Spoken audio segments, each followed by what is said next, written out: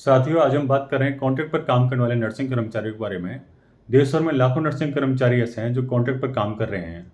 एक तरफ सरकार रेगुलर नर्सिंग कर्मचारियों को तमाम सुविधाएं देती है, वहीं पर कॉन्ट्रैक्ट पर काम करने वाले नर्सिंग कर्मचारियों को इन सुविधाओं से वंचित रखा जाता है। कॉन्ट्रैक्ट पर काम करने वाले नर्सिंग कर्मचारियों की एजुकेशन क्वालिफिकेशन बिल्कुल बराबर होती है रेगुलर नर्सिंग कर्मचारियों के। जहाँ एक तरफ रेगुलर नर्सिंग कर्मचारियों को तमाम सुविधाएं जैसे कि सैलरी, प्रमोशन, मेडिकल फैसिलिटीज़, छुट्टियाँ, रिटायरमेंट बाद के फ़ायदे दिए जाते हैं। वहीं पर कॉन्ट्रैक्ट पर काम करने वाले नर्सिंग कर्मचारियों को ना ही समय पर वेतन मिलता है, ना ही समय पर छुट्टियाँ मिलती हैं, मेडिकल फैसिलिटीज़ नहीं मिलती, रिटायरमेंट के बाद के फ़ायदे नहीं मिलते, प्रमोशन नहीं मिलते। और जहाँ जब पेशेंट केयर की बात आती है, तो दोनों को ही बराबर रखा जाता है। दोनों की ही पेशेंट केयर में बिल्कुल भी रत्ती भर का फ़र्क महसूस नहीं होगा। आप कोविड के पहले का समय देखिए, चाहे कोविड के बाद का या कोविड के समय का, कॉन्ट्रैक्ट पर काम करने वाले नर्सिंग कर्मचारियों ने कंधे से कंधा मिलाकर राज्य सरकारों का, केंद्र का साथ दिया है। लेकिन जब बात आती है कॉन्ट्रैक्चुअल कर्मचारियों के अधिकारों की, तो सभी अपना पल्ला झाड़ लेते हैं।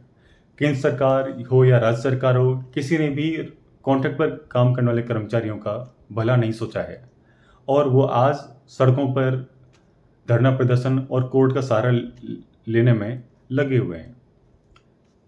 अब इस सब संघर्ष में एक तरफ दूर खड़ा होकर train nurses association of India तमाशा देखने में लगा हुआ है। देश का सबसे बड़ा संगठन 100 साल से पुराना है जो, और लाखों लोगों की मेंबरशिप लेके बैठा हुआ है, लेकिन आज तक कॉन्ट्रैक्ट पर काम करने वाले कर्मचारियों के अधिकारों की बात नहीं करता है। ये बड़े शर्म की बात है टीएनआई के लिए कि टीएनआई के होते हुए भी इस देश में कॉन्ट्रैक्ट पर कर्मचारियों में नियुक्तियां हो रही हैं। यहाँ तक कि दिल्ली एम्स हो, चाहे दूसरे एम्स हों, इन एम्स में भी कॉन्ट्रैक्ट पर नियुक्तियां दी गई हैं नर्सिंग कर्मचारियों को। टीएनआई को साफ मालूम है, टीएनआई के पास में मैन पावर भी है, टीएनआई के पास में पैसा भी है, तो कॉन्ट्रैक्ट पर काम करने वाले नर्सिंग कर्मचारी की लड़ाइयों को आसान किया जा सकता था। हम दिल्ली में सबसे ज़्यादा मेंबर लेके बैठे हुए हैं टीएनआई के, 15,000 के करीब आसपास मेंबर हैं, और दिल्ली में ही 4,500 कॉन्ट्रैक्ट पर काम करने वाले नर्सिंग कर्मचारी हैं। हम दूसरे राज्यों की तो बात ही नहीं कर रहे, जहाँ पर टीएनआई का ऑफिस है, टीएनआई के नाक के नीचे केंद्र सरकार, एम्स जैसे इंस्टीट्यूशंस भी कॉन्ट्रैक्ट पर नर्सिंग कर्मचारी रखकर उनका शोषण करने में लगे हुए हैं। ना तो उनको समय पर वेतन दिया जाता है, ना उनको इंक्रीमेंट लगते हैं, ना उनका प्रमोशन होता है, और ना ही रिटायरमेंट के बाद के फायदे मिलते हैं उनको। टीएनआई को ये सब कुछ मालूम है।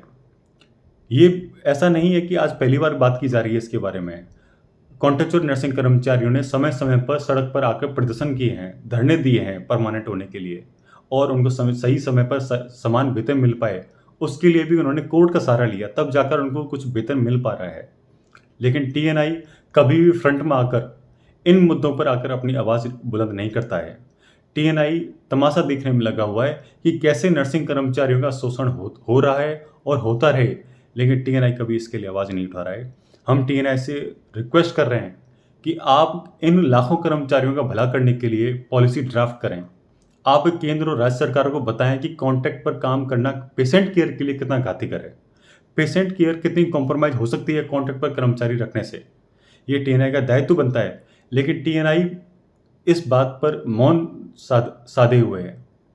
हम पूछ रहे हैं ऐसा क्या है कि आप चुप रहते हैं, आप काम करने के लिए सड़क पर नहीं आते। हम देखते हैं देश और में जब जब किसी मुद्दे पर बात होती है, तो चाहे कोई सा भी मुद्दा मान लीजिए नर्सिंग का, लोग सड़कों पर आए हैं, तमाम हॉस्पिटलों की यूनियनें सड़कों पर आई हैं, लेकिन टीएनआई हमेशा चुप रहा है। सबसे ज़्यादा मेंबर लेके बैठा हुआ है, सबसे ज़्यादा फंड लेके बैठा हुआ है, सबसे बड़ा ऑफिस लेके बैठा हुआ है दिल्ली में, और नर्सेस को रिप्रेजेंट भी करता है, लेकिन इन सब मुद्दों पर टीएनआई चुप्पी साधे हुए है। और इसका फ़ायदा राज्य सरकारें और केंद्र भी उठा रहा है। कर्मचारियों का शोषण हो रहा है, यहाँ पर उनको समय पर वेतन नहीं मिल रहा। अभी दिल्ली में 4-4,500 नर्सिंग कर्मचारी काम कर रहे हैं जो कॉन्ट्रैक्ट पर हैं, और पिछले 3 महीने से उनको वेतन नहीं मिला है, और पिछले 2 साल से उनको इंक्रीमेंट नहीं लग रहा है। भाई, आपको ये सब मालूम है, टीएनआई को ये सब मालूम है। ऐसा नहीं है कि टीएनआई को पता नहीं है, लेकिन टीएनआई दूर बैठकर किनारे पर तमाशा देख रहा है कि नर्सिंग का पतन कैसे होगा। नर्सिंग में कॉन्ट्रैक्ट की प्रथा तो कोड की तरह है, ये तो होना नहीं चाहिए। नर्सिंग जैसे नोबल प्रोफेशन में आप ठेके पर कर्मचारियों को नियुक्तियां देकर उनसे पेशेंट केयर करवा रहे हैं। आप सोच सकते हैं क्वालिटी ऑफ केयर कैसे मिल पाएगी। मैं टीएनआई से रिक्वेस्ट कर रहा हूं, आप इन मुद्दों पर अपना पॉइंट ऑफ व्यू रखें, सामने आएं। जब इतने सारे कॉन्ट्रेक्चुअल कर्मचारी रोड पर आ सकते हैं तो आप उनकी पैरवी क्यों नहीं करते? आप उनकी आवाज़ बनिए, आप उनको न्याय दिलवाइए। कोर्ट में लाखों रुपए की फीस इकट्ठा करके वो वकीलों के साथ में कोर्ट में अपनी लड़ाई लड़ रहे हैं। अभी तो आप जाइए कॉन्ट्रेक्चुअल कर्मचारी से बात करिए, उन्होंने लाखों रुपए खर्च किए हैं कोर्ट में इस लड़ाई के लिए, तब भी वो परमानेंट नहीं हो रहे हैं। उनको समय पर सैलरी नहीं मिल रही, उनके घर का राशन तक भी नहीं मिल पा रहा है। पिछले 3 महीने से उनको सैलरी नहीं मिली है। लेकिन टीएनआई को अपनी जेब बढ़ने से फुर्सत मिले, बच्चों से फीस इकट्ठी कर लेता है मेंबरशिप के नाम पर, ट्रेन नर्सेस से 3-3, 4-4 हज़ार रुपये लेता है। अरे भाई, आप कब तक पैसे के पीछे भागते रहेंगे? कब आप नर्सेस के अधिकारों की बात करेंगे? इन कॉन्ट्रेक्चुअल कर्मचारियों को न्याय दिलवाइए।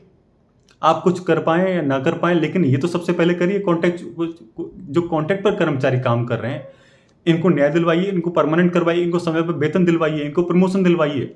अब ये बुजुर्ग हो रहे हैं। 93 बैच का कोई नर्सिंग कर्मचारी जो कॉन्ट्रैक्ट पे काम कर रहा है, वो रिटायर हो रहा है और रिटायरमेंट के बाद में उसको कोई बेनिफिट नहीं मिल रहा है। कोई जॉब सिक्योरिटी नहीं है, जॉब सेटिस्फैक्शन नहीं है, तब भी बेचारे मजबूरी में कॉन्ट्रैक्ट पर काम कर रहे हैं क्योंकि आजीविका चलानी है। ये टीएनआई की असंवेदनशीलता है। आपकी सेंसिटिविटी गई कहाँ? नर्सिंग में तो सबसे ज़्यादा भावनात्मक रूप से ऐसा प्रोफेशन माना जाता है जो सबसे सेंसिटिव मुद्दा सेंसिटिव है। लेकिन टीएनआई की आत्मा मर चुकी है। टीएनआई कभी भी सेंसिटिविटी नहीं दिखाता इन मुद्दों पर जहाँ पर लोग भूखे मर रहे हैं, जिनको सैलरी टाइम पे नहीं मिल रही। और ऐसा दिल्ली में नहीं है। आप किसी भी स्टेट में चले जाइए, नर्सिंग कर्मचारियों को कॉन्ट्रैक्ट पर रखा जाता है, कम से कम वेतन दिया जाता है, काम उनसे बराबर लिया जाता है, उनकी एजुकेशन क्वालिफिकेशन बराबर होती है। लेकिन ये शोषण जारी है। राज्य सरकारें कर रही हैं, केंद्र सरकारें शोषण कर रही हैं, लेकिन हमारा टीएनआई अपनी जेबें भरने में लगा हुआ है। ट्रेन नर्सेस से पैसे ले लेके जेब भर रहा है और उनके मुद्दों पर सिर्फ सांप सूंघ जाता है, टीएनआई को चुप हो जाता है। आपकी जितनी निंदा की जाए उतनी निंदा कम है।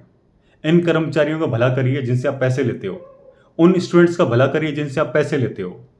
कब आप बोलेंगे, हम आपका इंतजार करेंगे और फिर से वीडियो बनाएंगे आपके लिए। हम जब तक आप बोलेंगे नहीं, तब तक हम वीडियो बनाते रहेंगे। बहुत बहुत धन्यवाद।